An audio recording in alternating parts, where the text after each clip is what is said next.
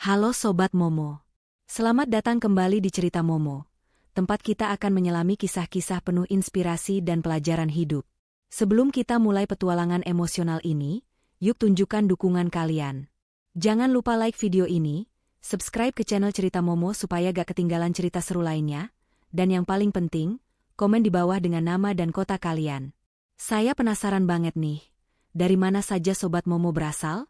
Siap untuk kisah yang akan menguras air mata, mengaduk emosi, tapi juga membangkitkan semangat. Namaku Kirana. Sejak kecil, hidupku adalah definisi sederhana dari biasa saja. Bukan yang paling cantik di sekolah, bukan pula yang paling pintar atau populer. Aku hanyalah Kirana, seorang gadis dengan mimpi-mimpi kecil dan hati yang penuh tawa. Lulus dari kuliah dengan IPK pas-pasan, aku langsung merintis usaha catering kecil-kecilan di kota kecilku, Wonosobo, Jawa Tengah. Sejak dulu, aku memang suka memasak dan senang melihat orang lain bahagia menikmati masakanku. Usahaku ini, meskipun belum besar, cukup untuk menghidupi diri sendiri dan sedikit menabung. Hidupku tenang, damai, dan aku merasa cukup bahagia dengan kesederhanaan yang kumiliki. Tidak ada drama berlebihan, tidak ada ambisi yang menggebu-gebu, hanya rutinitas yang nyaman dan harapan akan masa depan yang sedikit lebih baik. Aku ingat betul saat pertama kali bertemu Wisnu. Sore itu, seperti biasa, aku sedang mengantarkan pesanan catering ke sebuah acara syukuran di salah satu gedung pertemuan. Tangan penuh dengan nampan berisi lauk pauk, kepalaku menunduk fokus agar tidak tersandung. Tiba-tiba, bruk, aku menabrak seseorang. Piring-piring di tanganku berguncang. Untungnya tidak ada yang tumpah atau pecah. Panik, aku mendongak, siap meminta maaf beribu kali. Di depanku, berdiri seorang pria tinggi, dengan senyum ramah yang langsung menular ke matanya yang teduh. Maafkan saya, Mas. Saya tidak lihat, kataku, pipiku memerah menahan malu. Pria itu tersenyum simpul. Tidak apa-apa, Mbak. Saya juga kurang hati-hati. Ada yang tumpah. Ia menawarkan bantuan untuk menata kembali nampan yang sedikit bergeser. Saat itulah, untuk pertama kalinya, aku merasa jantungku berdegup lebih cepat. Wisnu, nama pria itu, adalah putra pemilik acara syukuran yang kudatangi. Ia baru saja pulang dari Jakarta, mengelola beberapa bisnis keluarganya yang tersebar. Obrolan singkat itu berlanjut menjadi ajakan makan malam, lalu makan siang, dan tak terasa kami semakin dekat. Wisnu bukan tipe pria flamboyan atau terlalu romantis. Tapi dia punya caranya sendiri membuatku merasa istimewa. Dia pendengar yang baik, selalu tertawa lepas mendengar cerita-cerita konyolku, dan matanya selalu memancarkan ketulusan setiap kali menatapku. Ia membuatku merasa aman, nyaman, dan yang terpenting, dicintai. Keluarga Wisnu, dari luar, terlihat seperti keluarga ideal. Ayahnya, Pak Drajat, adalah seorang pengusaha sukses di bidang properti dan transportasi. Ibunya, Bu Lastri, seorang wanita anggun yang aktif di berbagai kegiatan sosial. Wisnu punya seorang adik perempuan, Rina, yang seumuran denganku. Awalnya, mereka semua menyambutku dengan hangat. Bu Lastri sering memujiku sebagai gadis pekerja keras dan mandiri. Rina juga sering mengajakku mengobrol dan sesekali curhat tentang pacarnya. Bahkan Pak Drajat, yang dikenal tegas, seringkali tersenyum ramah padaku. Aku merasa seperti menemukan keluarga baru yang besar dan hangat, impian setiap anak tunggal sepertiku. Namun, ada satu hal kecil yang kadang membuatku sedikit mengernyitkan dahi. Bu Lastri dan Rina, terkadang, tanpa sadar menunjukkan sedikit sikap superioritas. Mereka akan membicarakan merek tas mahal, liburan ke luar negeri, atau pesta-pesta mewah yang sulit kudapatkan. Aku menangkap tatapan sekilas yang menilai pakaian sederhana, atau tasku yang bukan dari brand ternama. Tapi, setiap kali aku mulai merasa tak nyaman, Wisnu akan segera merangkulku atau mengalihkan pembicaraan, membuatku melupakan perasaan itu.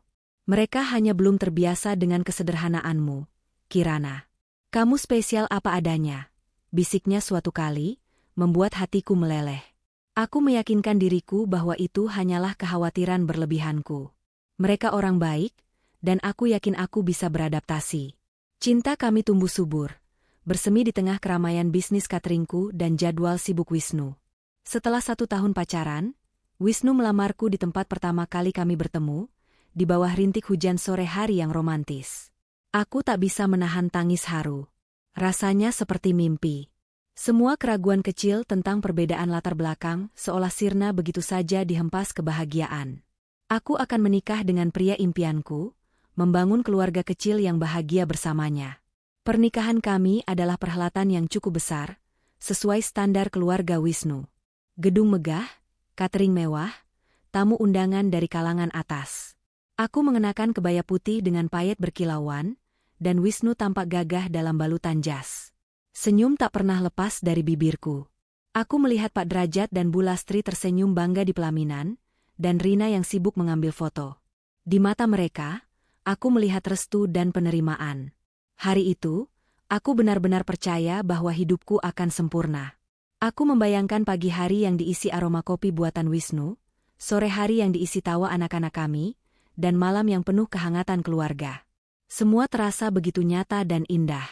2 tahun setelah pernikahan, kebahagiaan kami semakin lengkap dengan kehadiran malaikat kecil bernama Langit. Matanya bulat persis Wisnu, senyumnya cerah seperti matahari pagi. Proses persalinan memang melelahkan, tapi begitu melihat wajah mungil Langit untuk pertama kalinya, semua rasa sakit itu lenyap digantikan kebahagiaan yang meluap-luap. Wisnu menangis haru saat menggendong putra pertamanya. "Terima kasih, sayang.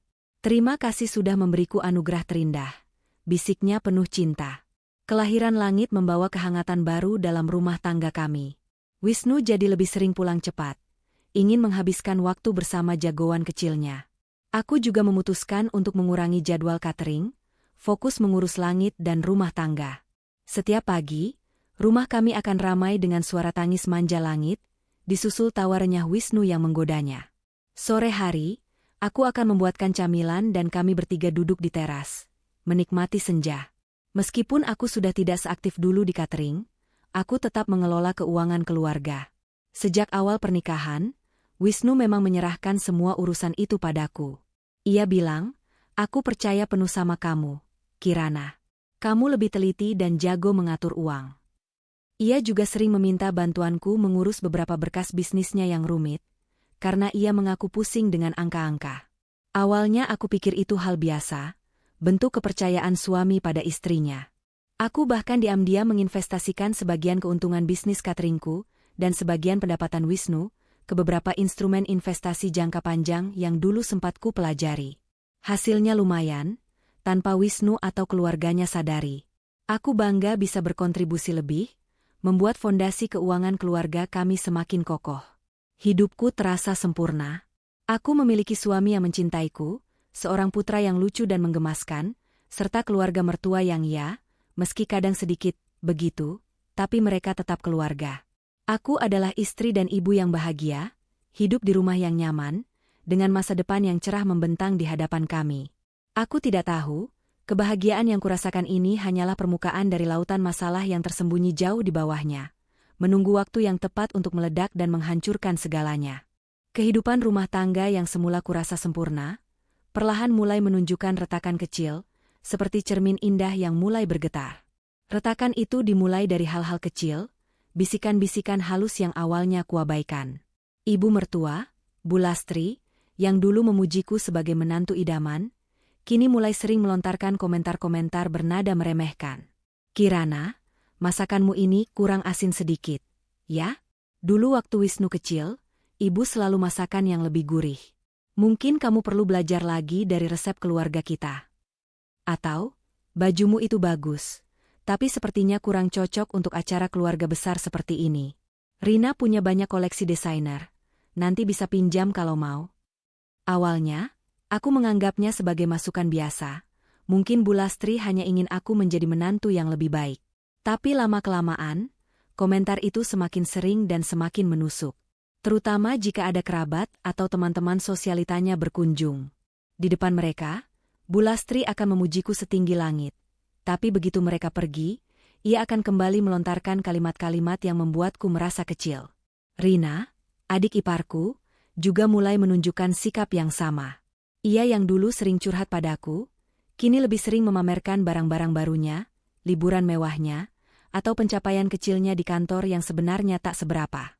Jika aku bercerita tentang langit atau hal-hal sederhana di rumah, ia akan menguap atau mengalihkan pembicaraan. Duh, Kirana, hidupmu itu kok datar banget, sih? Cuma di rumah, ngurus anak. Kapan-kapan ikut dong ke butik langgananku, biar penampilanmu lebih, wah, sedikit. Yang paling menyakitkan adalah reaksi Wisnu. Suamiku, yang dulu selalu membelaku dan menenangkanku, kini seolah berubah. Ia menjadi acuh tak acuh, atau lebih parah, terlalu patuh pada keluarganya. Setiap kali Bu Lastri atau Rina melontarkan komentar pedas, Wisnu hanya akan diam. Terkadang, ia hanya akan menatapku dengan tatapan meminta maaf, tapi tak pernah ada kata-kata pembelaan yang keluar dari bibirnya. Pernah suatu kali, Bu Lastri terang-terangan mengatakan di depan Wisnu, "Wisnu, kamu itu terlalu memanjakan Kirana. Dia kan cuma ibu rumah tangga, tidak perlu terlalu banyak ikut campur urusan bisnis keluarga. Nanti malah pusing sendiri." Aku menatap Wisnu, berharap ia akan membela. Tapi Wisnu hanya mengangguk pelan. "Iya, Bu. Kirana memang lebih baik fokus mengurus langit di rumah." Hatiku mencelos. Rasanya seperti ada pisau tak kasat mata yang menghujam. Aku bukan hanya ibu rumah tangga, aku juga. Disinilah letak ironi terbesar dalam hidupku. Mereka menyebutku cuma ibu rumah tangga, tidak tahu apa-apa tentang bisnis. Bahkan, beban, karena tidak menghasilkan uang sebanyak mereka.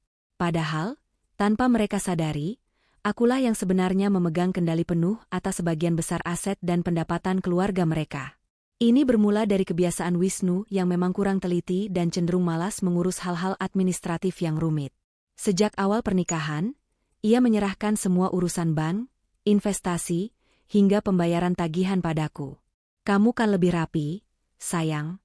Aku pusing kalau sudah berurusan dengan angka-angka," katanya santai. Aku, dengan senang hati, mengambil alih tugas itu. Aku mengelola rekening pribadi Wisnu, rekening bersama, bahkan beberapa rekening bisnis kecil milik keluarga yang dipercayakan padanya. Aku ingat betul saat Pak Derajat, ayah mertuaku, menyerahkan beberapa dokumen penting kepadaku, termasuk akses ke beberapa rekening investasi dan properti atas nama Wisnu.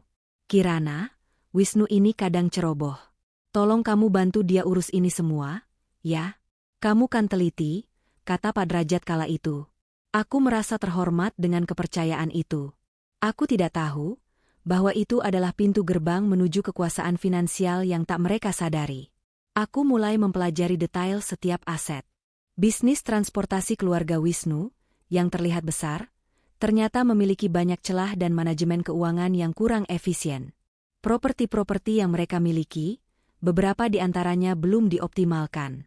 Dengan latar belakangku yang suka menganalisis dan belajar otodidak tentang investasi, aku mulai mengambil langkah-langkah strategis. Aku memindahkan sebagian dana dari rekening yang kurang produktif ke instrumen investasi yang lebih menguntungkan, tentu saja atas nama Wisnu atau nama perusahaan yang dikelola Wisnu, tapi dengan kendali penuh di tanganku. Aku merestrukturisasi beberapa pinjaman, menegosiasikan ulang kontrak-kontrak bisnis yang merugikan, dan bahkan menemukan beberapa aset tidur yang bisa dioptimalkan. Semua kulakukan diam-diam, dengan dalih, membantu Wisnu mengatur keuangan, atau merapikan berkas-berkas. Wisnu sendiri terlalu sibuk dengan hobinya atau terlalu percaya padaku, sehingga ia tidak pernah benar-benar memeriksa detailnya.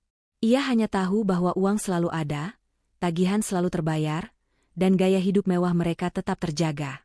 Setiap bulan, aku memastikan bahwa jumlah uang yang masuk ke rekening pribadi Wisnu dan rekening operasional bisnis keluarga selalu tampak normal, bahkan sedikit meningkat. Aku menyisihkan sebagian besar keuntungan yang kuhasilkan dari manajemen rahasiaku itu ke rekening-rekening investasi yang hanya aku yang tahu aksesnya. Aku membangun kerajaan finansial di bawah radar mereka, memastikan bahwa roda kehidupan mewah keluarga suamiku tetap berputar, bahkan tanpa mereka tahu siapa sebenarnya yang memutar roda itu. Aku menjadi tulang punggung finansial mereka, bukan hanya untuk Wisnu dan Langit, tapi untuk seluruh keluarga besar suamiku, tanpa mereka sadari sepenuhnya. Bu Lastri bisa tetap arisan dengan teman-teman sosialitanya, Rina bisa membeli tas dan baju desainer terbaru, dan Pak Derajat bisa tetap menjalankan bisnisnya tanpa perlu pusing memikirkan detail keuangan yang rumit. Mereka hidup dalam kemewahan yang kuciptakan, di atas fondasi yang kubangun dengan tangan dan otakku sendiri. Anehnya, semakin aku berkontribusi, semakin mereka meremehkanku. Mungkin karena aku tidak pernah menuntut pengakuan, tidak pernah memamerkan kemampuanku. Aku hanya melakukannya karena aku mencintai Wisnu dan ingin yang terbaik untuk keluarga kami. Aku pikir, dengan menjadi manajer keuangan tak terlihat ini, aku bisa membuktikan nilaiku, bahwa aku bukan hanya ibu rumah tangga biasa. Tapi, sepertinya aku salah. Mereka hanya melihatku sebagai sosok yang bisa diandalkan untuk urusan domestik dan administrasi yang membosankan. Mereka melihatku sebagai pembantu yang tidak perlu dibayar, yang bisa mengurus segala hal tanpa perlu banyak tanya. Dan yang paling menyakitkan, mereka melihatku sebagai beban yang menumpang hidup, padahal akulah yang menopang hidup mereka. Aku mulai merasa lelah dengan semua sindiran, semua tatapan meremehkan, dan sikap acuh tak acuh Wisnu. Setiap malam, setelah langit tertidur, aku sering merenung di depan laptop, melihat angka-angka di layar yang menunjukkan betapa besarnya kendaliku atas keuangan mereka. Aku bisa saja menarik semua ini kapan saja. Tapi, aku tidak pernah berpikir untuk melakukannya. Aku mencintai Wisnu, dan aku tidak ingin menghancurkan keluarga yang telah kubangun. Aku hanya berharap, suatu hari nanti, mereka akan melihatku lebih dari sekadar istri Wisnu, atau ibu rumah tangga. Aku berharap mereka akan melihat Kirana, wanita yang kuat, cerdas, dan berharga. Aku tidak tahu, harapan itu akan segera hancur berkeping-keping, dan semua kendali finansial yang kumiliki akan menjadi senjata paling mematikan yang pernah ada. Senjata yang akan kugunakan untuk membalas setiap luka, setiap hinaan, dan setiap tetes air mata yang telah mereka sebabkan. Angin pagi di Wonosobo berhembus lembut, membawa aroma embun dan janji hari yang cerah. Hari itu, tanggal 12 Juli, seharusnya menjadi salah satu hari paling membahagiakan dalam hidupku. Hari ulang tahunku. Aku terbangun dengan senyum di bibir, perasaan bahagia menguar di seluruh penjuru hati. Usiaku genap 30 tahun. Sebuah angka yang, entah mengapa, terasa begitu penting. Aku merasa lebih dewasa, lebih bijaksana, dan lebih menghargai setiap detik yang kumiliki. Sejak seminggu sebelumnya, aku sudah menyiapkan semuanya. Aku memesan kue ulang tahun sederhana dari toko langganan yang selalu membuat kue kesukaanku. Aku bahkan diam-diam menyiapkan hadiah kecil untuk Wisnu dan Langit, sebagai tanda terima kasih karena telah mengisi hidupku. Aku membayangkan sore nanti, kami akan merayakan bersama, tiup lilin kecil, makan kue, dan mungkin Wisnu akan memberiku buket bunga favoritku. Sebuah perayaan kecil, intim, dan penuh cinta, persis seperti yang selalu kuimpikan. Pagi itu, aku bergegas menyiapkan sarapan kesukaan Wisnu dan Langit, nasi goreng dengan telur mata sapi dan sosis. Langit, yang baru berusia 3 tahun, dengan mata berbinar-binar mencium pipiku. Mama ulang tahun. Hore, serunya riang. Senyum manisnya adalah kado terindah bagiku. Wisnu, yang biasanya terburu-buru ke kantor, pagi itu sedikit lebih santai. Ia mengecup keningku sambil tersenyum. Selamat ulang tahun, sayang. Maaf, nanti siang ada rapat penting, jadi mungkin pulangnya agak malam. Hatiku sedikit mencelos mendengar itu, tapi aku berusaha mengerti. Tidak apa-apa, Mas. Yang penting kamu pulang. Nanti kita makan kue bersama Langit. Tentu, jawabnya, namun ada nada datar yang tak kutangkap saat itu. Sepanjang hari, aku sibuk sendiri di rumah. Langit bermain dengan mainannya, dan aku sesekali melirik jam, menunggu Wisnu pulang. Aku sempat mengirim pesan ke Bulastri dan Rina, mengundang mereka untuk makan kue sore nanti. Balasan mereka singkat, "Oke, nanti kami usahakan." Aku tidak terlalu mempermasalahkan itu. Aku hanya ingin momen sederhana bersama keluarga kecilku. Namun, seiring berjalannya waktu, suasana tegang mulai terasa seperti kabut yang perlahan menyelimuti rumahku. Menjelang sore, Bulastri dan Rina datang. Aku menyambut mereka dengan senyum cerah. Namun senyumku luntur melihat ekspresi datar di wajah mereka. Tak ada ucapan selamat ulang tahun, tak ada pelukan hangat. "Mana Wisnu?" tanya Bulastri langsung, tanpa basa-basi. "Masih di kantor, Bu. Katanya ada rapat penting. Mungkin sebentar lagi pulang." Jawabku, mencoba mempertahankan nada ceria. Rapat apa lagi? Ini kan hari ulang tahunmu, harusnya dia di rumah. Nada suara Bu Lastri mulai meninggi. Rina hanya diam, melipat tangan di dada, menatapku dengan tatapan sinis. Tak lama kemudian, Wisnu pulang. Ekspresinya terlihat lelah, namun ada sesuatu yang lebih dari itu, sebuah ketegangan yang kentara di raut wajahnya. Begitu masuk rumah, ia langsung disambut omelan Bu Lastri. "Wisnu, kenapa kamu baru pulang? Istrimu ini ulang tahun, kok ya malah sibuk sendiri?" Wisnu hanya menghela napas. "Ada urusan mendadak, Bu." "Urusan mendadak apa sampai lupa ulang tahun istrimu sendiri?" timpal Rina tajam. Aku mencoba menengahi. "Sudahlah, Bu, Rin. Tidak apa-apa. Mas Wisnu kan memang sibuk." Justru kalimatku itu yang seolah menjadi pemicu ledakan. Bu Lastri menatapku tajam, sorot matanya penuh amarah yang entah datang dari mana. "Cukup, Kirana. Kamu ini selalu saja membela Wisnu. Kamu tahu tidak, gara-gara kamu, semua jadi kacau." Aku mengerutkan kening. "Kacau apanya, Bu?" "Kacau semua. Bisnis keluarga jadi lambat. Uang di rekening tidak bertambah. Jangan-jangan kamu ini yang tidak becus mengelola uang? Atau jangan-jangan, kamu yang menggelapkan uang kami? Hah?" Bu Lastri meludahkah kata-kata itu secepat kilat, dengan nada menuduh yang membuatku terpaku. Darahku mendidih. "Apa maksud Ibu?" "Aku sudah berusaha mengelola semua dengan baik. Aku bahkan berhasil mencari investor baru untuk proyek yang macet." "Investor baru apa?" "Jangan mimpi kamu, Kirana. Kamu ini cuma sampah yang numpang hidup di keluarga kami. Cuma beban yang tidak tahu diri. Sejak kamu masuk keluarga ini, semuanya jadi tidak jelas." Rina ikut menimpali, suaranya melengking tinggi, menunjuk-nunjukku dengan jari telunjuknya. "Iya, kamu itu cuma parasit. Menguras harta anakku, menguras harta keluarga kami. Kami sudah muak denganmu," teriak Bu Lastri, wajahnya memerah padam. Aku menatap Wisnu, mencari dukungan, mencari pembelaan dari pria yang dulu berjanji akan melindungiku. Tapi Wisnu hanya terdiam. Matanya menatapku, kosong, tanpa emosi, tanpa pembelaan. Justru, ia menghela napas panjang, seolah aku adalah masalah terbesar dalam hidupnya. "Mas Wisnu, jelaskan pada Ibu dan Rina, siapa yang selama ini mengelola keuangan keluarga kita. Jelaskan, Mas." Suaraku bergetar, menahan tangis yang sudah di ujung mata. Wisnu menunduk. "Sudahlah, Kirana. Jangan memperkeruh suasana." Kalimat itu, lebih dari segalanya, menghancurkanku.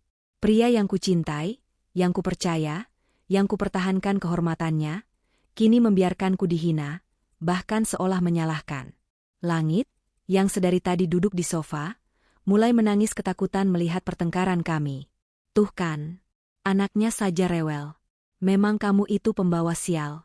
Pembawa masalah," hardik Bu Lastri, menatap jijik padaku. "Keluar dari rumah ini. Sekarang juga.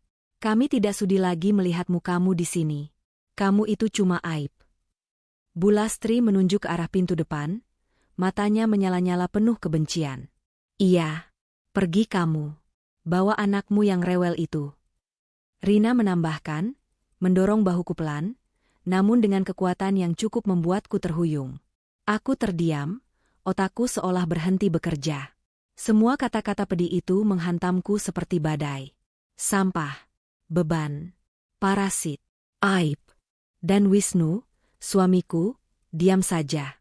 Tidak ada perlawanan, tidak ada pembelaan. Bahkan tatapannya seolah ikut setuju dengan ucapan ibu dan adiknya. Air mataku tumpah, deras tak terbendung. Ini bukan lagi soal kue ulang tahun yang tak jadi dirayakan.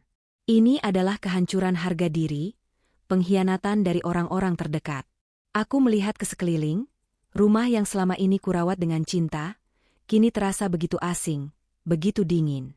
"Baik," kataku pelan, suaraku serak menahan tangis. "Jika itu mau kalian." Aku berjalan terhuyung menuju kamar. Langit masih menangis, memeluk kakiku erat. Dengan tangan gemetar, aku meraih tas selempang kecilku, memasukkan dompet dan ponsel. Hanya itu. Aku tidak punya niat mengambil apapun lagi. Hatiku terlalu sakit untuk peduli pada harta benda. Aku memakaikan jaket kecil pada langit, memeluknya erat, dan membimbingnya keluar dari kamar. Bu Lastri dan Rina masih berdiri di ruang tamu, dengan tatapan kemenangan yang menjijikan. Wisnu masih di sana, mematung, tanpa berani menatapku. Pergi. Jangan pernah kembali, teriak Bu Lastri saat aku melangkah menuju pintu. Aku tidak menoleh. Aku menggenggam erat tangan langit, menarik napas dalam-dalam, dan melangkah keluar dari rumah itu. Rumah yang seharusnya menjadi surgaku, kini menjadi neraka. Di luar, langit mulai gelap, rintik hujan mulai turun. Dingin, sepi, dan aku merasa hancur berkeping-keping. Dengan seorang anak kecil yang masih menangis di pelukanku, dan hanya sedikit uang di dompet, aku tidak tahu harus pergi kemana. Malam ulang tahunku yang seharusnya penuh kebahagiaan, justru menjadi malam pengusiran yang paling menyakitkan dalam hidupku. Mereka pikir aku adalah sampah. Mereka pikir aku adalah beban. Mereka tidak tahu, sampah yang mereka buang itu adalah berlian yang telah mereka kikis, dan beban yang mereka usir itu adalah tiang penyangga yang selama ini menopang seluruh kemewahan hidup mereka. Dinginnya malam menusuk hingga ke tulang, seolah mencerminkan dinginnya hatiku yang hancur berkeping-keping. Rintik hujan yang semakin deras membasahi kerudungku, dan pipiku terasa perih bukan hanya karena air mata, tapi juga karena tiupan angin pegunungan kota batu yang menusuk. Langit, putra kecilku, meringkuk ketakutan dalam pelukanku, isak tangisnya sesekali masih terdengar. Aku terus berjalan tanpa arah, menyusuri jalanan kota yang remang-remang, berharap ada tempat yang bisa melindungi kami dari kejamnya malam dan, lebih dari itu, dari kejamnya kenyataan. Pikiranku berkecamuk. Sampah, beban, parasit. Kata-kata itu berputar-putar di kepalaku seperti kaset rusak, berulang kali menghantam harga diriku. Bagaimana bisa? Bagaimana mereka tega? Setelah semua yang kulakukan? Setelah aku mendedikasikan hidupku untuk mereka? Dan Wisnu diam saja. Pengkhianatan itu jauh lebih perih daripada semua hinaan yang terlontar dari bibir ibu dan adik iparku. Rasanya seperti jantungku dicabut paksa, tanpa sisa. Aku merasa menjadi orang paling tidak berharga di dunia. Hidupku, yang baru saja kuanggap sempurna, kini runtuh tak bersisa hanya dalam hitungan jam. Aku tidak punya rumah, tidak punya pekerjaan tetap setelah mengurangi jadwal catering, dan yang terpenting, aku tidak punya siapa-siapa lagi di kota batu ini selain langit. Keluargaku di luar kota, cukup jauh di Jawa Tengah. Teman-teman terdekatku pun mungkin akan terkejut dan bingung jika aku tiba-tiba datang di tengah malam dengan keadaan seperti ini. Keputusasaan merayapiku, mencoba menelanku bulat-bulat. Aku memeluk langit erat, berusaha memberinya kehangatan di tengah hawa dingin yang menusuk. Aku menatap wajahnya yang basah air mata, bibirnya bergetar menahan isak. Demi langit, aku tidak boleh menyerah. Aku tidak boleh hancur. Aku harus kuat. Aku adalah ibunya, satu-satunya yang dia miliki sekarang. Setelah berjalan hampir 1 jam tanpa tujuan yang jelas, hanya mengikuti insting untuk menjauh dari rumah neraka itu, kakiku terasa pegal dan langit mulai tertidur pulas di gendonganku, kelelahan setelah menangis begitu lama. Aku melihat sebuah penginapan kecil yang tampak sederhana namun bersih, dengan lampu temaram di depannya. Sebuah plang kayu bertuliskan, "Penginapan damai," tergantung di atas pintu. Dengan sisa uang yang tak seberapa di dompet, aku memberanikan diri masuk. Pemilik penginapan, seorang ibu parubaya berwajah ramah dengan kerudung sederhana, menatapku dengan tatapan iba. Mungkin ia melihat keadaanku yang kacau, rambut acak-acakan, wajah sembab, dan seorang anak kecil tertidur di pelukan. Tanpa banyak bertanya, ia memberiku kunci kamar termurah, seolah mengerti bahwa aku sedang dalam kesulitan. Malam itu, di kamar penginapan yang sempit dan berbau apek, aku tidak bisa tidur. Aku menatap langit yang damai dalam tidurnya, hatiku perih. Masa depannya tergantung padaku. Aku tak bisa membiarkan anakku hidup menderita karena keegoisan dan keangkuhan orang lain. Aku mengusap air mataku, mencoba menguatkan diri. Perlahan, di tengah kegelapan malam yang dingin, pikiranku mulai menjernih. Seperti kilat yang menyambar, sebuah kesadaran menghantamku, kekuatan yang selama ini kumiliki. Aku bukan Kirana yang lemah. Aku bukan Kirana yang cuma ibu rumah tangga. Aku adalah Kirana yang cerdas, teliti, dan mandiri. Aku adalah Kirana yang mengelola keuangan keluarga mereka, yang membuat bisnis mereka tetap berjalan, yang menemukan celah investasi, dan yang memastikan gaya hidup mewah mereka tetap terjaga. Aku adalah Kirana yang memegang semua kunci, semua akses, semua kendali atas aset-aset mereka. Selama ini, aku melakukannya diam-diam, tulus, tanpa pamrih. Aku bahkan berinvestasi atas nama mereka, membuat kekayaan mereka bertambah tanpa mereka sadari. Aku membangun fondasi finansial yang kokoh di bawah kaki mereka, hanya karena aku mencintai Wisnu dan ingin yang terbaik untuk keluarga kami. Tapi sekarang, ceritanya berbeda. Mereka telah menginjak-injakku, membuangku seperti sampah. Mereka telah menghancurkan kepercayaanku, mengkhianati cintaku. Malam itu, di kamar penginapan yang dingin, air mataku berubah. Dari tangis kesedihan dan keputusasaan, kini menjadi air mata kemarahan dan tekad yang membara. Aku akan bangkit. Aku akan membalas. Bukan dengan cara yang kasar, bukan dengan cara yang kotor. Tapi dengan cara yang elegan, cara yang akan membuat mereka berlutut di hadapanku. Aku akan tunjukkan pada mereka siapa sebenarnya Kirana, dan betapa bodohnya mereka telah membuang beban yang selama ini menjadi tulang punggung mereka. Aku mulai menyusun rencana dalam benakku.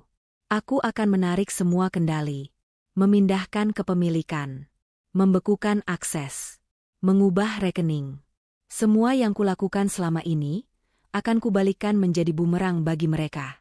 Aku akan memastikan setiap rupiah yang mereka nikmati dari hasil kerjaku akan kembali kepadaku. Keesokan paginya, setelah langit terbangun dan kami makan seadanya di warung kecil dekat penginapan, aku menelepon salah satu teman lama kuliahku, Rian. Rian adalah seorang pengacara muda yang dulunya sangat kompeten dan selalu memberiku nasihat yang baik. Ia kini membuka kantor hukum di Malang. Aku menceritakan secara singkat apa yang terjadi, tanpa terlalu merinci tentang masalah keuangan. Aku hanya mengatakan bahwa aku diusir dari rumah dan butuh bantuan hukum untuk proses perceraian. Rian, tanpa bertanya banyak, langsung menawarkan bantuan. Kirana, kamu kuat. Aku akan bantu. Datang saja ke kantorku di Malang, nanti kita bicarakan detailnya. Jangan khawatir soal biaya, itu urusan nanti. Dukungan dari Rian, meskipun hanya melalui telepon, memberiku kekuatan luar biasa. Aku tahu ini akan menjadi jalan yang panjang dan sulit, tapi aku tidak sendiri. Aku memiliki langit, dan aku memiliki keyakinanku sendiri. Aku memandang langit, yang sedang bermain dengan boneka kecilnya, senyum tipis mulai kembali di wajah mungilnya. Nak, Mama janji, Mama akan buat kita hidup lebih baik. Jauh lebih baik dari yang pernah mereka bayangkan. Tekadku semakin bulat. Keterpurukan ini hanyalah awal. Awal dari kebangkitan yang gemilang. Mereka telah membuat kesalahan terbesar dalam hidup mereka, dan aku akan memastikan mereka menyadarinya. Aku akan membuat mereka menyesal seumur hidup, dan melihat bagaimana sampah yang mereka buang bisa menjadi emas. Pagi itu, di sebuah kafe sederhana di Kota Batu, aroma kopi hangat mencoba menenangkan gejolak di dadaku. Di hadapanku, Rian, sahabat lamaku, menatapku dengan sorot mata penuh simpati. Aku sudah menceritakan semuanya, dari awal pernikahanku yang terlihat sempurna, hingga malam pengusiran yang kejam. Aku juga menjelaskan secara detail bagaimana selama ini aku diam-diam mengelola hampir semua aset dan pendapatan keluarga Wisnu, hingga ke detail rekening, investasi, dan properti yang kukuasai. Rian mendengarkan dengan saksama, sesekali mengangguk, raut wajahnya berubah dari terkejut menjadi takjub, lalu serius. Jadi, kamu ingin mengambil alih semua itu? Tanya Rian, suaranya pelan. Aku menatapnya tajam, tekadku sekuat baja. Lebih dari itu, Rian.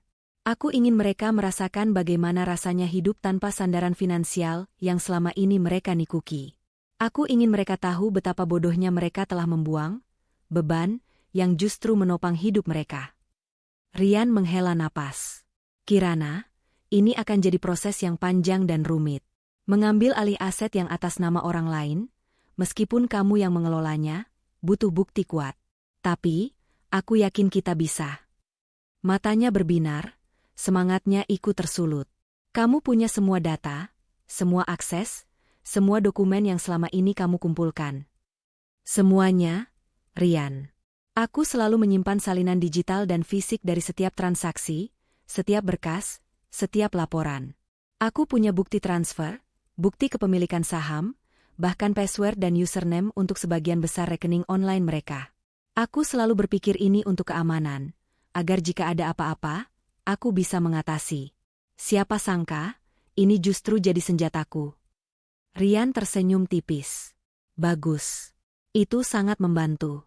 Langkah pertama, kita akan segera mengurus perceraianmu. Ini penting untuk memisahkan segala ikatan hukum yang tersisa. Kedua, kita akan mulai proses pengalihan kepemilikan aset yang selama ini ada di bawah kendalimu, terutama yang atas namamu pribadi atau rekening yang memang bisa kamu pindahkan secara langsung. Untuk aset yang atas nama Wisnu atau perusahaan, kita butuh strategi yang lebih cerdik. Ia mulai menjelaskan rencana yang rumit, namun sangat terstruktur. Kita akan mulai dengan membekukan akses mereka ke beberapa rekening operasional yang vital. Tidak langsung semua, agar mereka tidak langsung curiga. Kita buat seolah-olah ada masalah teknis, atau penundaan transfer. Setelah itu, perlahan kita tarik semua dana ke rekening yang aman, atas namamu. Kita juga harus segera mengklaim semua hasil investasi yang selama ini kamu kelola. Untungnya, banyak dari investasi itu atas nama perusahaan cangkang yang kamu buat sendiri, jadi jauh lebih mudah. Aku mendengarkan setiap kata-katanya, otakku berputar cepat mencerna setiap strategi. Aku merasa energi baru mengalir dalam diriku. Ini bukan lagi soal Kirana yang lemah. Ini adalah soal Kirana yang cerdas dan strategis. Sejak hari itu, hidupku berubah total. Siang hari, aku sibuk mengurus langit di penginapan sederhana yang akhirnya kami sewa per bulan. Sore hingga malam, aku bertemu Rian di kantornya, atau kami berkomunikasi intens melalui telepon dan email. Kantor hukum Rian menjadi markas perangku. Langkah pertama, kami mengurus proses perceraian. Aku tidak menuntut apa-apa dari Wisnu dalam proses ini, hanya ingin perpisahan yang sah secara hukum. Ini adalah taktik untuk mengelabui mereka. Biarkan mereka berpikir aku benar-benar sampah yang pasrah diusir dan tidak punya apa-apa untuk dituntut. Sementara itu, secara paralel, Rian dan timnya mulai bekerja dengan sangat rahasia. Dengan data dan akses yang kuberikan, mereka mulai menguras kering rekening-rekening yang selama ini ku kelola. Pertama, kami membekukan kartu kredit utama Wisnu dan Bulastri dengan dalih, masalah keamanan sistem bank. Mereka mengeluh, tapi aku dengan tenang berkata, mungkin bank sedang maintenance, Bu. Coba pakai kartu lain dulu. Mereka pun percaya, karena selama ini akulah yang selalu mengurus hal-hal seperti itu. Berikutnya, kami mulai memindahkan dana dari rekening investasi yang kurang diawasi ketat. Ribuan, puluhan ribu, ratusan ribu dolar, mengalir perlahan namun pasti ke rekening-rekening baru yang hanya aku dan Rian yang tahu. Kami juga mengklaim dividen dan keuntungan dari saham-saham yang selama ini kupantau. Aku bahkan menjual beberapa properti yang dulu dibeli dengan namaku pribadi, atau yang atas nama perusahaan cangkang, tanpa sepengetahuan mereka. Ini semua adalah hasil kerjaku, dari manajemen cerdas dan investasiku yang selama ini tidak mereka hargai. Keluarga Wisnu mulai merasakan kejanggalan kecil. Awalnya hanya keluhan, kok tagihan bulan ini lebih banyak ya? Atau, saldo di rekening kok rasanya kurang? Atau, kenapa transfer dari proyek aja ditelat?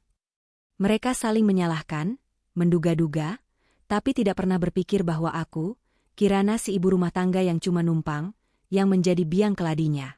Mereka berpikir masalah-masalah kecil itu adalah hal biasa dalam bisnis. Bahkan, Wisnu sering menghubungiku, menanyakan tentang beberapa transaksi yang macet. Mas, maaf. Aku sudah tidak tahu lagi urusan rekening kalian. Sejak aku diusir, aku tidak lagi mengurus semua itu, jawabku dengan nada datar, seolah sudah tidak peduli. Wisnu hanya menghela napas frustasi, mengira aku masih marah. Di sisi lain, aku mulai membangun kembali hidupku dan langit secara mandiri.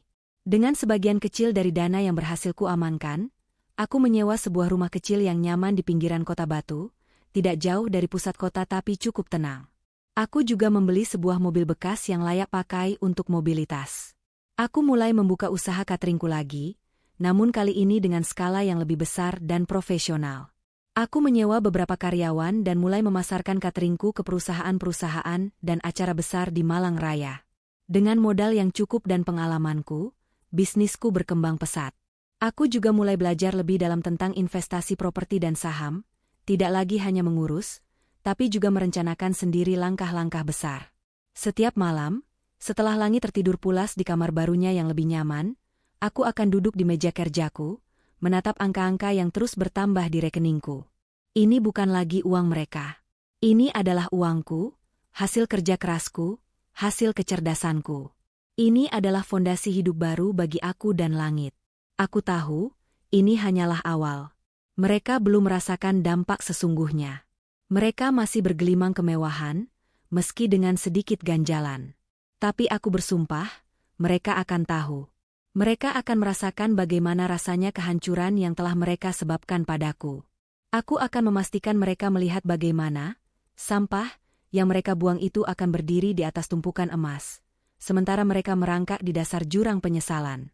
Dampak. Awalnya, mereka menganggapnya hanya riak kecil di permukaan. Gangguan-gangguan finansial yang Kirana ciptakan terasa seperti kerikil-kerikil kecil di sepatu mereka yang mewah. Paling cuma error sistem bank, pikir Bu Lastri saat kartu kreditnya ditolak di butik langganannya. Mungkin kliennya lagi telat bayar, dalih Wisnu ketika transfer dana proyek tertunda. Rina hanya menggerutu tentang saldo rekening yang tidak sefantastis biasanya. Mereka saling menyalahkan, melemparkan dugaan pada staf keuangan, pada kinerja bisnis, atau pada kondisi ekonomi yang sedang lesu. Tak satu pun dari mereka yang berpikir bahwa sumber masalahnya adalah Kirana, perempuan yang baru saja mereka usir dan hina. Namun, kerikil-kerikil itu perlahan berubah menjadi batu-batu besar, lalu bongkahan karang yang menghantam fondasi keuangan mereka. Pertama, krisis likuiditas mulai melanda. Aliran dana kas yang selama ini terasa tak terbatas, kini mulai seret. Tagihan operasional bisnis, gaji karyawan, cicilan mobil mewah, dan bahkan biaya perawatan salon Bu Lastri mulai tersendat. Wisnu, kenapa uang di rekening utama sedikit sekali? Ibu tidak bisa bayar arisan bulan ini, teriak Bu Lastri suatu pagi, panik. Wisnu mengernyitkan dahi. Benar, Bu. Investor yang Kirana temukan itu tiba-tiba membatalkan kesepakatan. Lalu, beberapa aset properti yang saya pikir produktif, ternyata masih stuck entah di mana. Dan ada beberapa proyek transportasi yang belum jelas status pencairannya. Ia mulai merasakan ada yang tidak beres. Namun otaknya belum bisa merangkai semua kepingan teka-teki itu. Apa maksudmu tidak jelas? Bukannya Kirana yang selama ini mengurus semuanya? Dia bilang dia pintar investasi, dia bilang dia bisa menemukan celah. Rina menyela, mulai khawatir melihat kondisi dompetnya yang menipis. Itu dia masalahnya. Rin, dia kan sudah tidak di sini. Kita tidak punya akses lengkap ke semua yang dia kelola. Wisnu mulai frustasi. Panik mulai merayap di benak mereka. Mereka mencoba menghubungi Kirana. Berkali-kali Wisnu menelepon nomor Kirana, tapi selalu tidak aktif. Lalu ia mencoba mengirim pesan. Kirana hanya membalas singkat. Maaf, Mas. Aku sudah tidak punya urusan dengan keuangan keluarga kalian. Dingin, datar, tanpa emosi. Balasan itu semakin membuat Wisnu frustasi dan keluarga mulai curiga. Apa-apaan ini? Dia sengaja, Bu. Dia pasti sengaja ingin menghancurkan kita. Rina berteriak histeris, menyadari bahwa shoppingnya harus tertunda. Bu Lastri, yang biasanya angkuh, kini mulai pucat. Tidak mungkin Kirana yang melakukan ini. Dia kan tidak mengerti apa-apa tentang bisnis. Ia mencoba menyangkal, tapi jauh di lubuk hatinya, keraguan mulai muncul. Situasi finansial mereka memburuk drastis. Bisnis transportasi keluarga mulai mandek. Kendaraan-kendaraan operasional tidak bisa diisi bahan bakar karena tagihan yang menunggak. Karyawan mulai gelisah karena gaji terlambat. Beberapa properti mewah yang selama ini menjadi kebanggaan mereka, kini terancam disita bank karena cicilan yang tidak terbayar. Suatu hari, seorang petugas bank datang ke rumah mereka, membawa surat peringatan keras tentang tunggakan pinjaman atas nama salah satu perusahaan Wisnu. Maaf, Pak Wisnu. Jika dalam 3 hari tidak ada pembayaran, kami terpaksa akan menyita aset jaminan. kata petugas itu tegas. Wajah Wisnu mendadak pias. Ia mencoba memeriksa semua berkas, semua akses online banking yang selama ini ia serahkan pada Kirana. Tapi semua sudah berubah. Password salah. Beberapa rekening sudah dikosongkan.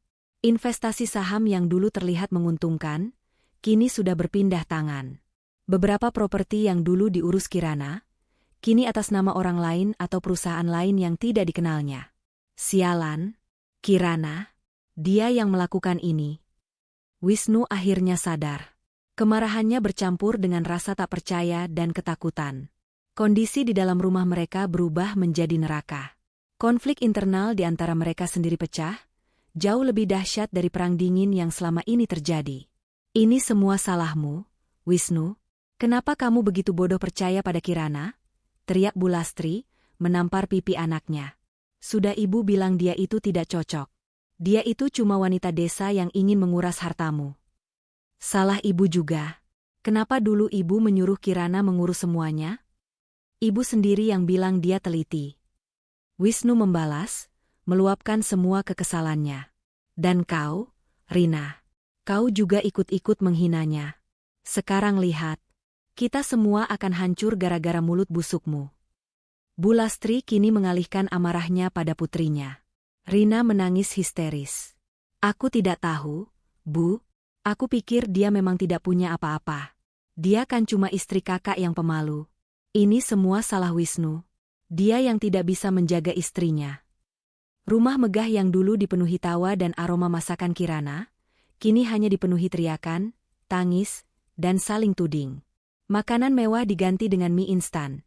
Mobil-mobil mewah terparkir kotor di garasi karena tidak bisa dibiayai perawatannya, dan baju-baju desainer Rina kini terasa seperti kain lap. Mereka tak punya uang tunai bahkan untuk belanja kebutuhan sehari-hari. Pak Derajat, yang tadinya diam, kini jatuh sakit karena stres. Bisnisnya kolaps, reputasinya hancur. Ia yang biasanya gagah, kini hanya bisa terbaring lemah, menatap langit-langit dengan kosong. Selama ini, ia memang menyerahkan urusan detail keuangan pada Wisnu, dan Wisnu menyerahkannya pada Kirana. Mereka semua terlena dalam kemewahan yang ternyata dibangun di atas kecerdasan dan kerja keras Kirana yang tidak mereka hargai. Mereka tak menyangka, sampah yang mereka buang di malam ulang tahun itu, kini sedang memegang kendali atas seluruh hidup dan masa depan mereka. Mereka tidak tahu, badai finansial yang menghantam mereka saat ini, hanyalah awal dari pembalasan Kirana yang elegan dan mematikan. Penyesalan? Belum. Saat ini, yang ada hanyalah amarah, kebingungan, dan ketakutan akan kehancuran yang tak terhindarkan. Rumah keluarga Wisnu yang megah, yang dulu menjadi simbol kemewahan dan kesuksesan, kini tak lebih dari bangkai kapal karam. Lampu-lampu mulai padam karena tagihan listrik menunggak. Mobil-mobil mewah mereka disita bank satu persatu. Para karyawan bisnis transportasi mereka telah berhenti, menuntut gaji yang tak kunjung dibayar. Bahkan Bulastri, yang dulu selalu tampil anggun dan wangi, kini terlihat lusuh, dengan rambut acak-acakan dan mata sembab karena kurang tidur dan stres. Rina, yang dulunya ratu belanja, sekarang hanya bisa memandangi etalase toko dengan tatapan kosong. Tas-tas desainer dan sepatu-sepatu mahalnya sudah lenyap terjual untuk menyambung hidup.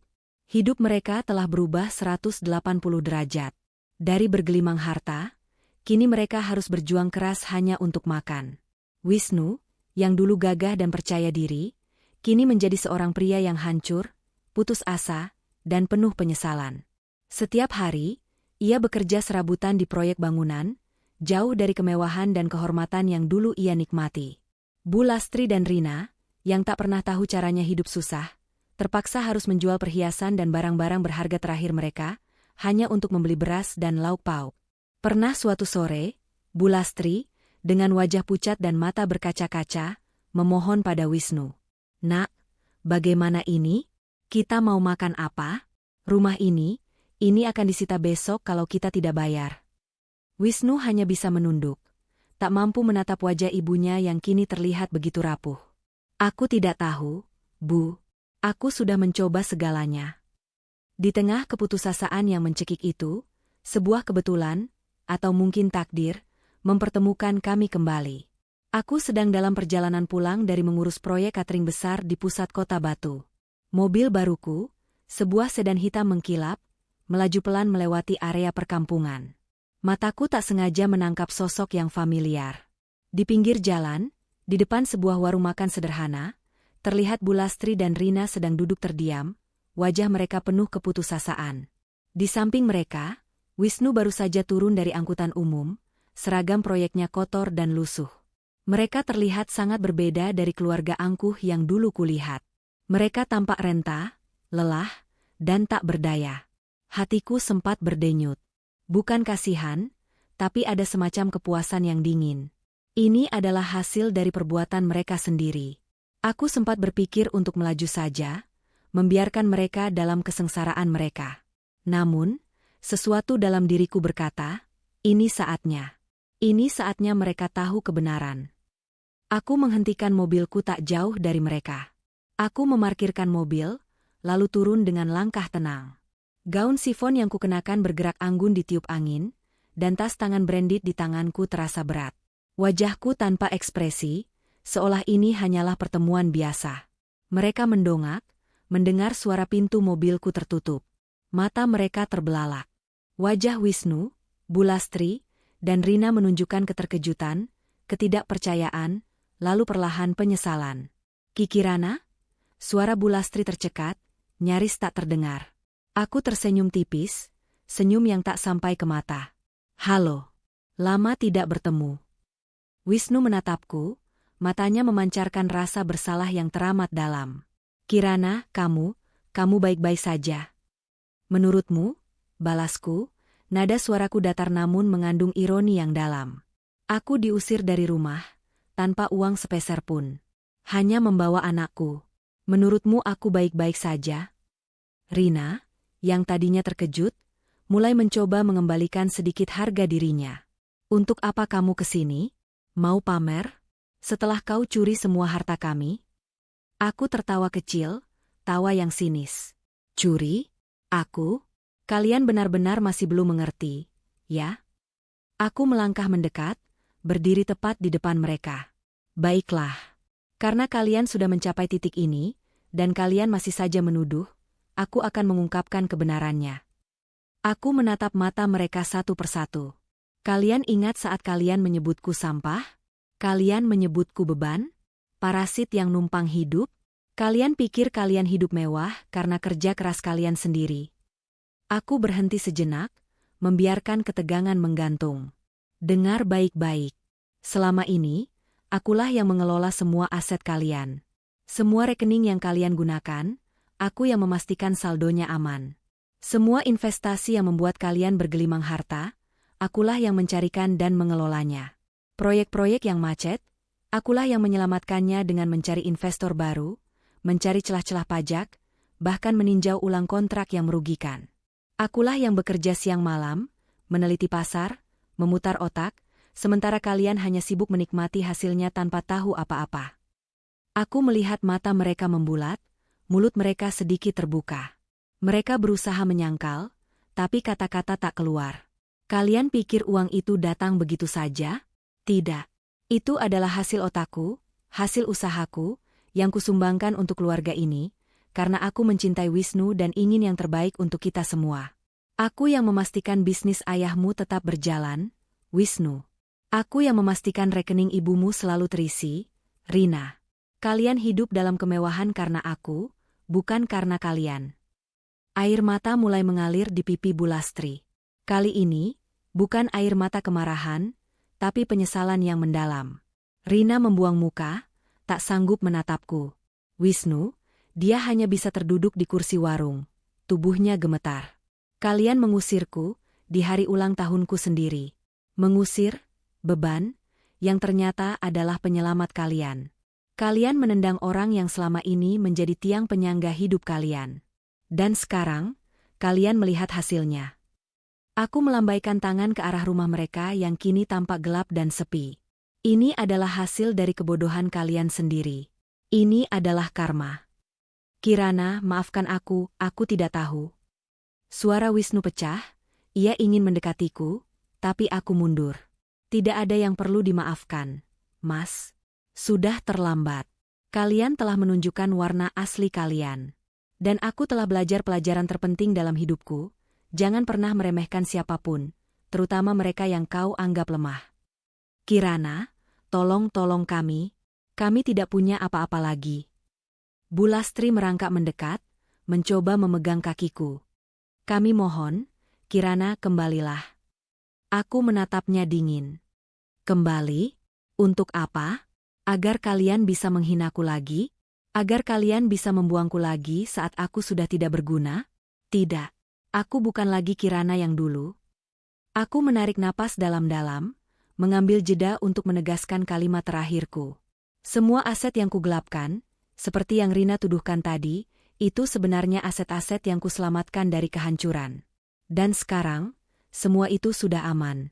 Atas namaku. Atas nama Kirana, si sampah yang kalian buang.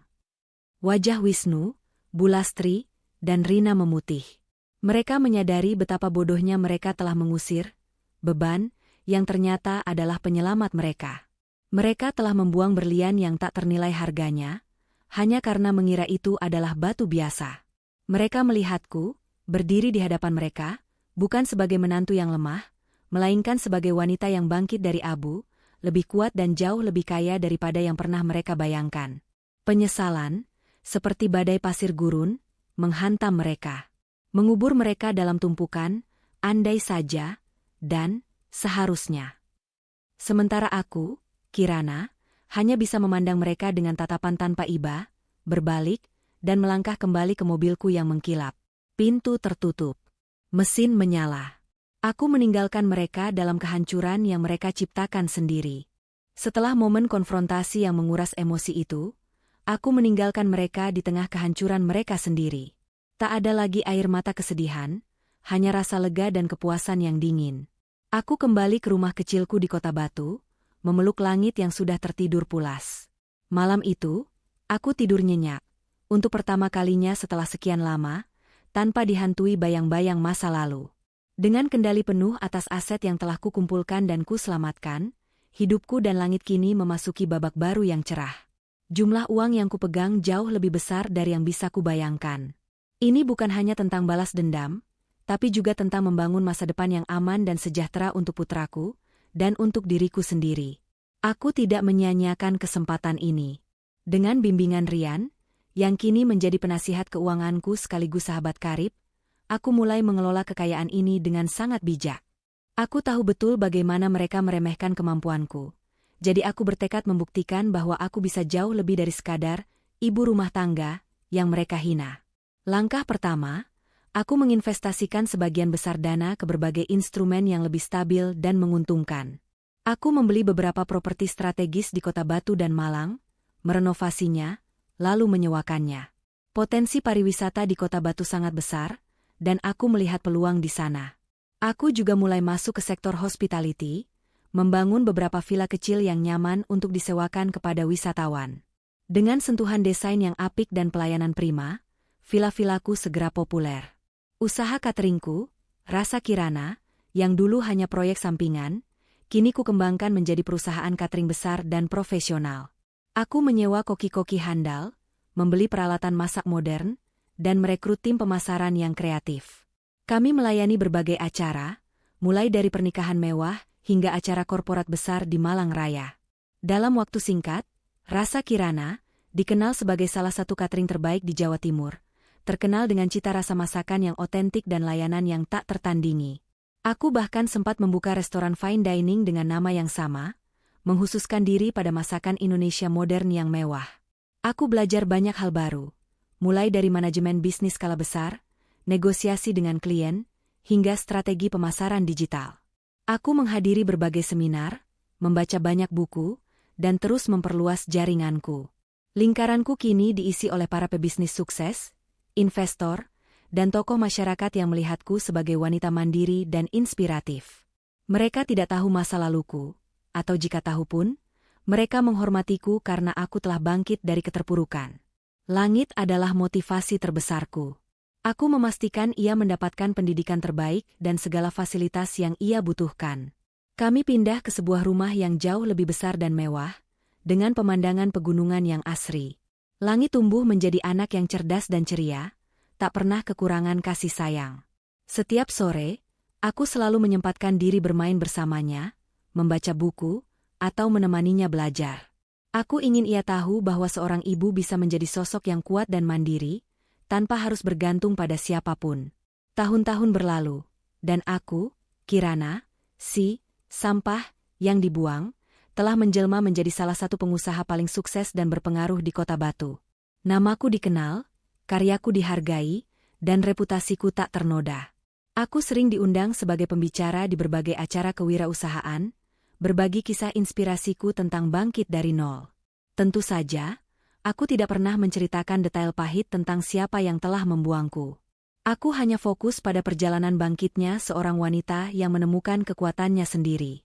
Hidupku kini tenang, bahagia, dan penuh kemandirian bersama langit. Aku menikmati setiap pagi yang damai, setiap hari yang produktif, dan setiap malam yang penuh kehangatan. Aku tidak lagi mencari pengakuan dari orang lain. Aku menemukan kedamaian dalam pencapaianku sendiri, dalam kebahagiaan putraku, dan dalam kekuatan yang kutemukan di dalam diriku. Dulu, aku bermimpi tentang hidup sempurna bersama Wisnu. Sekarang, aku memiliki hidup yang jauh lebih dari sempurna, dan itu semua kuciptakan dengan kedua tanganku sendiri. Aku belajar bahwa kebahagiaan sejati tidak datang dari kemewahan orang lain, tapi dari keberanian untuk berdiri sendiri, bahkan setelah jatuh berkali-kali. Bab 9. Nasib keluarga suami yang berbalik arah. Sementara aku, Kirana, menikmati ketenangan dan kesuksesan yang telah kubangun di Kota Batu, kehidupan mantan suamiku dan keluarganya justru merosot ke titik terendah. Kota yang dulu menjadi saksi bisu kemewahan mereka, kini menjadi saksi bisu kejatuhan yang menyedihkan. Wisnu, yang dulu seorang pengusaha muda yang menjanjikan, kini kehilangan segalanya. Setelah semua aset yang ku kelola beralih tangan ke aku, bisnis transportasi keluarga mereka benar-benar lumpuh. Kantor ditutup, karyawan diberhentikan. Semua properti yang dulu menjadi jaminan pinjaman, satu persatu disita bank. Rumah megah mereka di pusat Kota Batu, yang dulu menjadi istanaku dan Wisnu, kini telah dilelang dan berpindah kepemilikan. Mereka terpaksa pindah ke sebuah kontrakan kecil di pelosok, di area pinggiran kota yang jauh dari kesan glamor. Wisnu, si pemuda gagah yang tak pernah merasakan pahitnya hidup, kini harus bekerja serabutan. Aku pernah mendengar dari gosip orang yang kadang aku temui, ia menjadi buruh angkut di pasar induk Kota Batu, atau sesekali menjadi kuli bangunan, dengan upah harian yang tak seberapa. Tubuhnya yang dulu terawat kini terlihat kurus, wajahnya kusam, dan matanya selalu memancarkan keputusasaan. Ia kehilangan harga diri, kehormatan, dan semua teman-teman lamanya. Tak ada lagi yang mau berurusan dengannya, menganggapnya sebagai orang yang gagal total. Bu Lastri, ibu mertuaku, sinyonya besar yang dulu selalu tampil anggun dengan perhiasan berliannya, kini tak lebih dari seorang wanita tua yang rapuh. Ia harus bekerja keras untuk pertama kalinya dalam hidupnya. Dari informasi yang kudapat, ia membuka warung kopi kecil-kecilan di depan kontrakan mereka, dengan modal seadanya. Tangannya yang dulu halus terbiasa memegang sendok perak, kini kasar karena mencuci piring dan mengelap meja. Wajahnya yang dulu angkuh dan penuh riasan, kini dihiasi keriput dan guratan kesedihan yang tak terhapuskan. Ia tak lagi menghadiri arisan sosialita, karena ia tak punya apa-apa lagi untuk dipamerkan selain kegagalan hidupnya. Rina, adik iparku, si ratu belanja yang selalu up-to-date dengan fashion terkini, juga tak kalah menderitanya. Ia kehilangan pekerjaan karena bisnis ayahnya kolaps. Semua tas branded, sepatu mahal, dan koleksi baju desainernya telah dijual habis untuk menyambung hidup. Aku pernah melihatnya sekilas di pusat perbelanjaan, bukan sebagai pembeli, melainkan sebagai SPG, Sales Promotion Girl, yang menawarkan produk dengan senyum terpaksa. Wajahnya terlihat letih, jauh dari pancaran keangkuhan yang dulu selalu ia tunjukkan. Ia kehilangan teman-teman sosialitanya, yang kini menjauhinya seolah ia adalah penyakit menular. Penyesalan adalah teman setia mereka. Setiap malam, di kontrakan sempit yang pengap itu, mereka pasti saling menyalahkan, mengingat kembali hari di mana mereka mengusirku. Mereka menyadari betapa bodohnya mereka telah menendang sampah yang ternyata adalah sumber kemakmuran mereka. Betapa angkuhnya mereka telah mengusir beban yang selama ini menjadi pondasi kehidupan mewah mereka. Sesekali, aku melihat mereka dari kejauhan. Pernah suatu hari, aku sedang menunggu mobilku dicuci di bengkel langganan, dan aku melihat Wisnu mendorong gerobak dagangan berisi sayuran. Ia tampak begitu lelah, dan tubuhnya membungkuk. Atau di lain waktu, aku melihat Bulastri dan Rina menaiki angkutan umum yang sudah reot, dengan keranjang belanja di pangkuan. Aku hanya melihat. Tidak ada lagi kemarahan yang membara, hanya rasa puas yang telah terpenuhi. Tidak ada keinginan sedikitpun untuk mendekati, apalagi membantu mereka. Mereka telah memilih jalan ini sendiri. Mereka telah menunjukkan siapa mereka sebenarnya. Aku tidak lagi mengenal mereka. Mereka hanyalah bayangan dari masa lalu yang pahit. Hidupku kini berputar pada sumbu yang berbeda. Aku disibukkan dengan pengembangan bisnis, perencanaan masa depan untuk langit, dan menikmati setiap momen kebahagiaan yang kumiliki. Mereka adalah pengingat. Pengingat bahwa kesombongan akan selalu membawa pada kehancuran. Pengingat bahwa karma bekerja dengan caranya sendiri, kadang dengan cara yang begitu elegan, hingga membuat pihak yang bersalah menyesal seumur hidup. Bab 10. Pesan moral dan inspirasi, cerita Momo. Sobat Momo, kita sudah sampai di penghujung kisahku, kisah seorang Kirana yang pernah kalian kenal.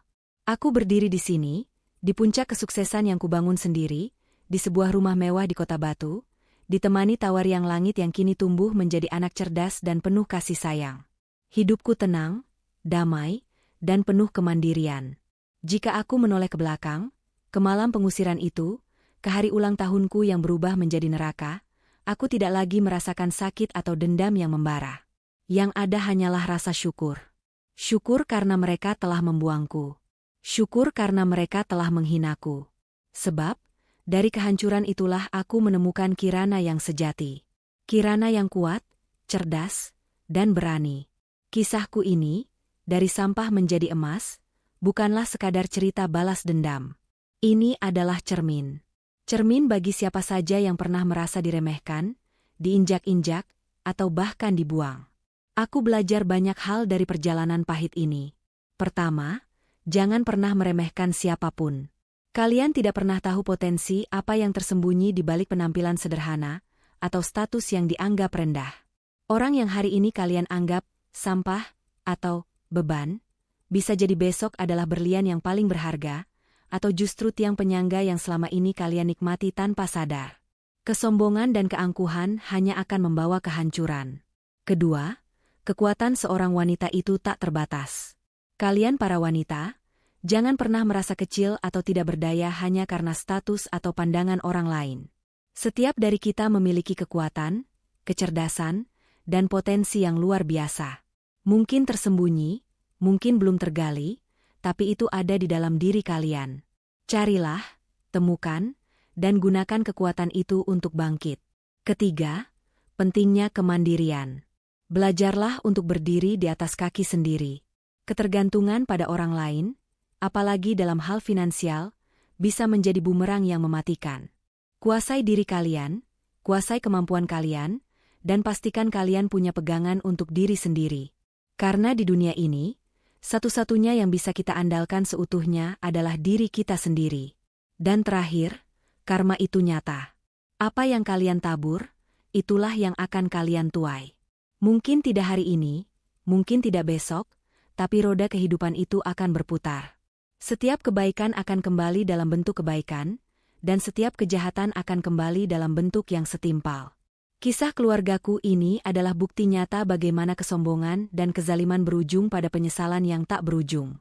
Sobat Momo, jika saat ini kalian sedang berada di titik terendah, merasa hancur, atau diremehkan, ingatlah kisah Kirana. Ingatlah bahwa dari sampah pun bisa menjadi emas yang berkilauan. Temukan kekuatan dalam diri kalian. Bangkitlah.